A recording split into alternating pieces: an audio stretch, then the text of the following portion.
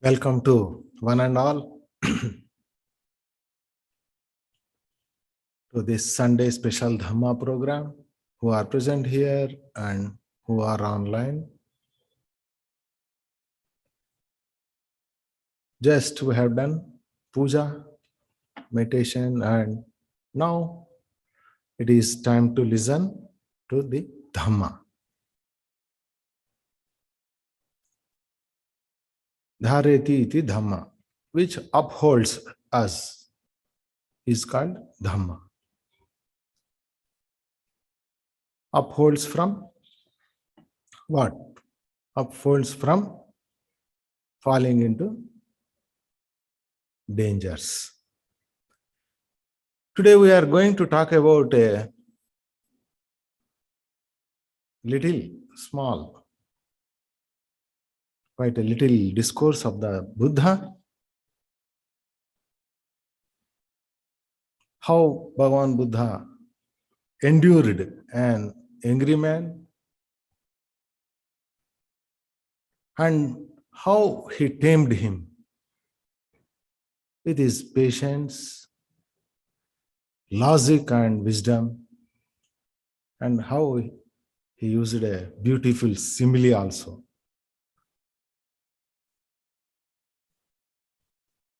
According to our Buddhist scriptures, there lived a Brahmin whose clan's name was Bharadwaja.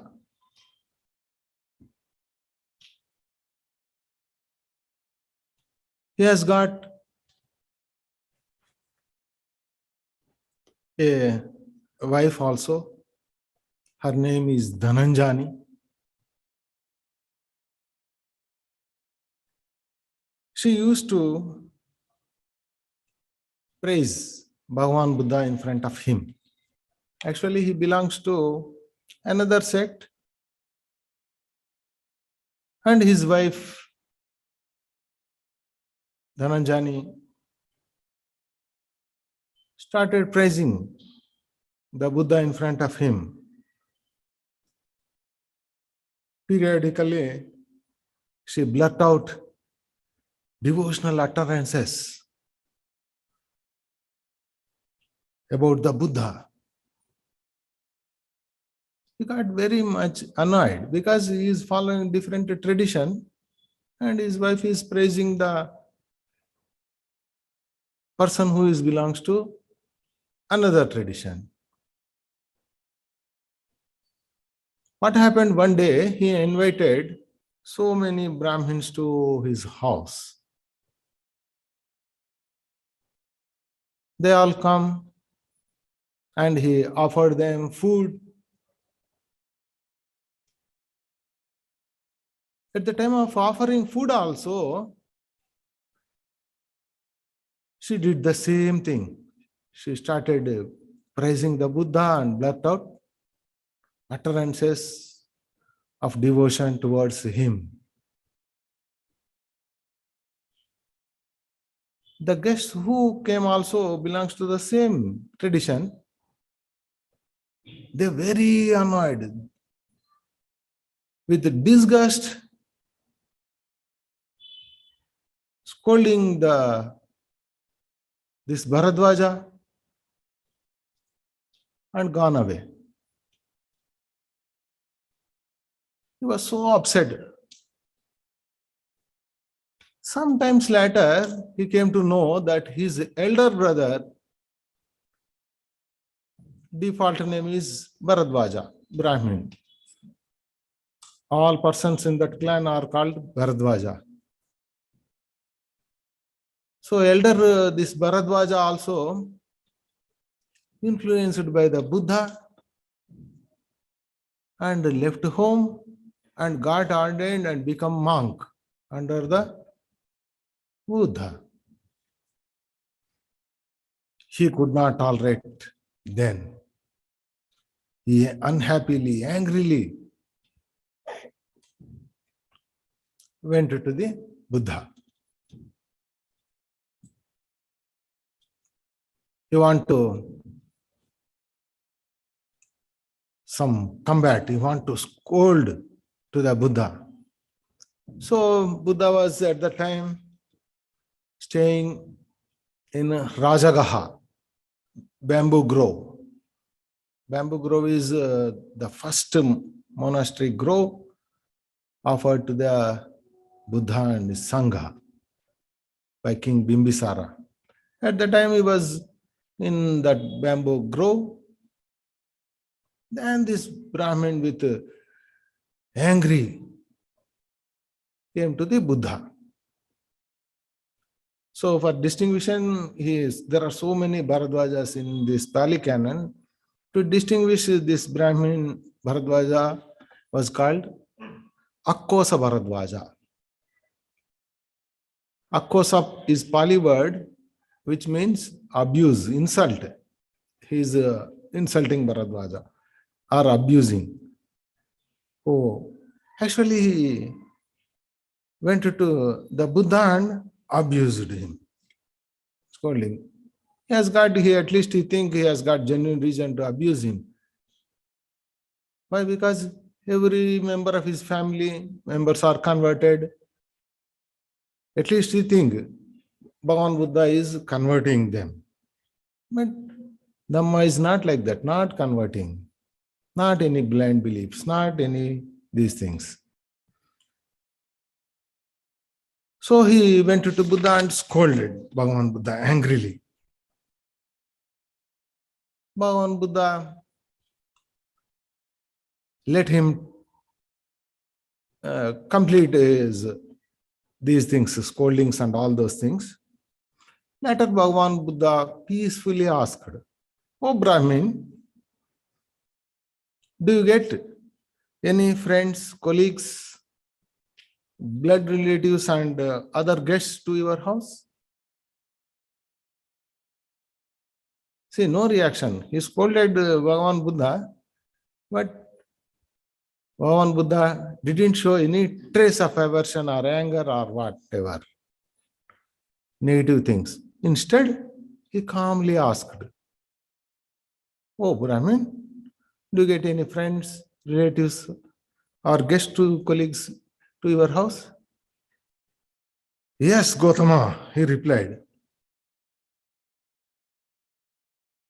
Then Bhagavan Buddha asked him, "Do you offer any food to them, like solid food or snacks and delicacies? Do you offer? Is it your custom to offer to guests?" "Yes, Gautama, sometimes I offer." The Akkosa Bharadwaja replied, the abused Bharadwaja.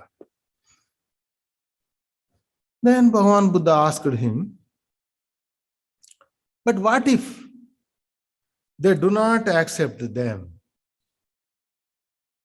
Whom do those foods belong to? If they didn't accept those foods from you, then whom do those foods belong to?"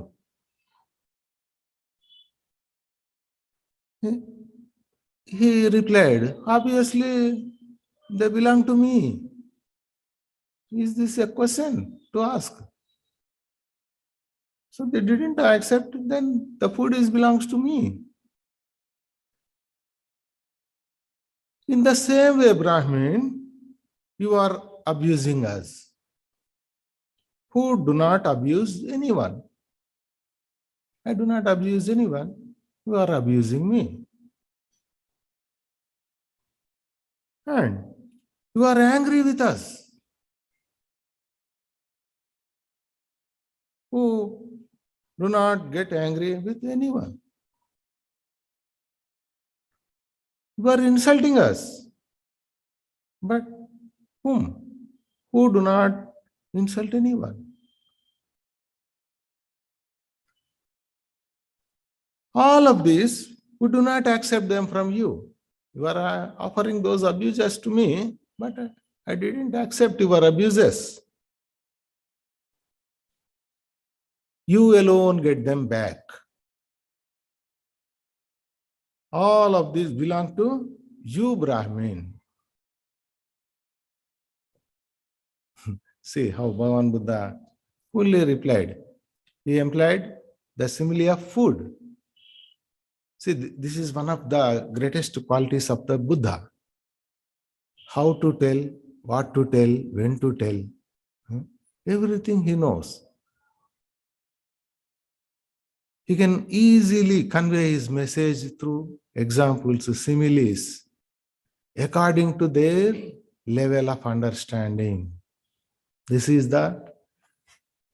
called Upaya Kausalya Jnana. So how to tell? For the people with low level, he tell accordingly. With higher level, he can tell them accordingly. So when one abuses back, when abused, see, after that Bhagavan Buddha reciting a gatha. I will read translation for you. When one abuses back, when abused, gets angry, who has shown anger, insult who is insulting, this is called eating together. See, if one get angry with someone, in the reply of anger, he also shows anger. If somebody insults, he also insults him. If he abuses, he also abuses back. This is like eating together, Bhagavan Buddha told. Eating together. But we are not eating together with you or sharing your company. I am not eating. See, one way, this is actually, he is abusing him. Bhagavan Buddha didn't tell anything to him. No insulting, no abuse, no angry at all. Therefore, you alone will get those back. No company, no sharing. See, in eating, we share with others. If we are in a company and eating, we share. But here, no sharing, only he is giving. That's it. All of this belongs to you, Brahmin. Bhagavan Buddha told. But see, where is anger for one who is freed from anger? I am freed from anger. There will be no anger. Let me tell something. According to Buddha, there are 3 roots of unwholesomeness. Those are all greed, anger, and delusion. If one pluck out these things, one become Arya, Arhanta. So these are only 3 roots for all our miseries. These are all actually harmful to us, harmful to opposite person, and also these are all hindrances for our progress to become Aryas. So Bhagavan Buddha freed from anger, there will be no anger. Who is tamed and lives in perfect equanimity. Bhagavan Buddha lives in perfect equanimity. Nobody can shake his mind and all those. Who is released through right knowledge, supremely serene, poised. One who repays an angry person with anger, he is talking about the different persons now. If some person angry and you are repaying with angry and is worse than the angry person. If you are reply with anger, you are more worse than that person. And one who does not repay anger with anger wins the battle that is hard to win. See, this is very difficult to digest. I have never heard any person other than the Buddha, any God other than the Buddha. No one, no God, no person, no none. Who is like this attitude? People in the world think Oh, if they are showing anger, we should show anger.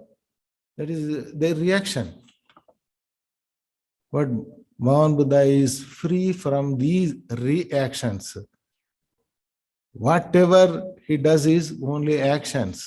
No, you can't influence him like this way, with anger and all those things. He is talking about this person who is not reply anger with anger, lives for the good for the both, for his own and for others' benefit too.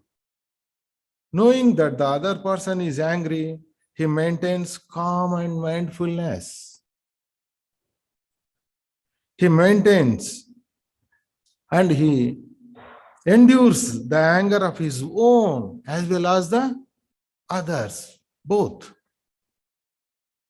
Those who consider him, usually, if someone scolds, the other person endures, usually people think, oh, he's a fool. But according to Dhamma, the persons who endures the anger as a fool, they are ignorant of Dhamma. At the time, see, he transformed Bhavan Buddha by his patience, by his knowledge, by his giving similes. He actually transformed this Bharadwaja. He told, excellent, Bhante, excellent, Bhagavan Buddha, excellent, Gautama. And he is also giving some similes. Just as one was set upright, what has been overturned. See, people see what is upright as,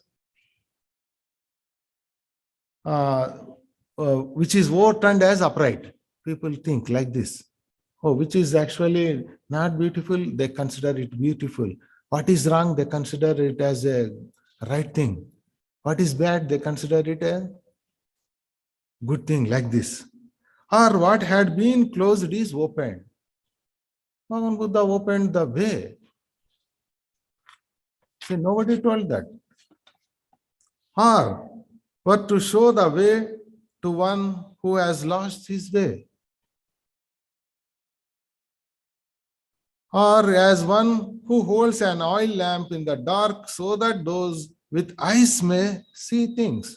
He is praising Bhagavan Buddha. In the similar manner, good Gautama, in various ways Dhamma has been declared. I take refuge in the Buddha, Gautama, in Dhamma, in Sangha. May I have the privilege of going forth in the presence of the good Gautama and also higher ordination as a monk. Now he is also want to become a monk.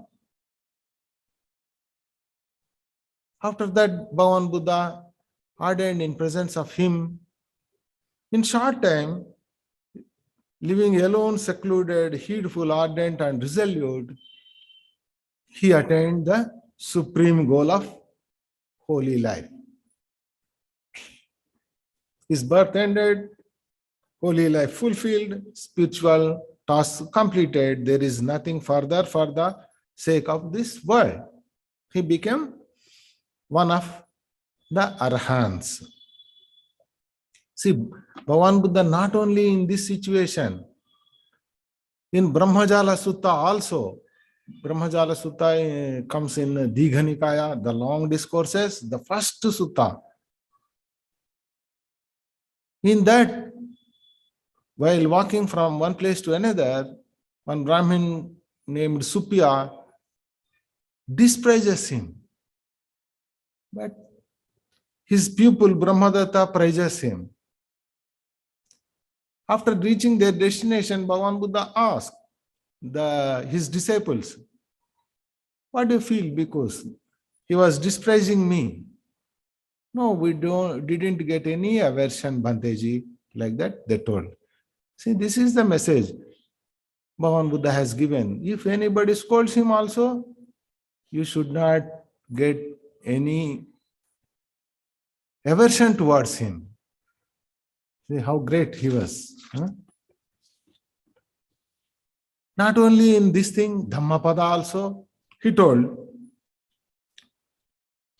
hatred does not cease by hatred at any time. Hatred ceases by non-hatred. This is an ancient and eternal law. See, not one way. See, nobody told. In no scripture I could able to find. If you scold any religious leader, then don't accept it. Immediately they show anger, hatred, and even they show violence too. This is the only person, normal human being, who overcome these greed, hatred, and delusion. See, it actually enhances our devotion towards the Buddha. But in ordinary people, it is actually difficult, they consider. But take Buddha as a role model for your benefit only, not for others' benefit. So if you are really want to benefit yourself, you follow the path of the Buddha and attain the supreme bliss of Nibbana. See, this is actually this sutta, this discourse from Samyukta Nikaya, 7th Nikaya, 2nd Sutta, Akkosa Sutta, Abuse Sutta. You may also read it. Once again, keep on reading it, contemplate on it. If you found it good, then only practice. This is the right way to practice the Dhamma. With this, I conclude this Dhamma talk here. May all you be happy, may all you be healthy, and may all you be progress in the path of the Dhamma and attain the supreme bliss of Nibbana. Sadhu, sadhu, sadhu. Sukhi bhaveyang nidukho ahang nichang ahang viya hita cha me sukhi hontu majjatha cha verino imam hi gama khetam hi satta hontu sukhi sada tato parancha rajyesu Chakkavalesu jantuno. Sadhu, sadhu, sadhu. See you on next Sunday.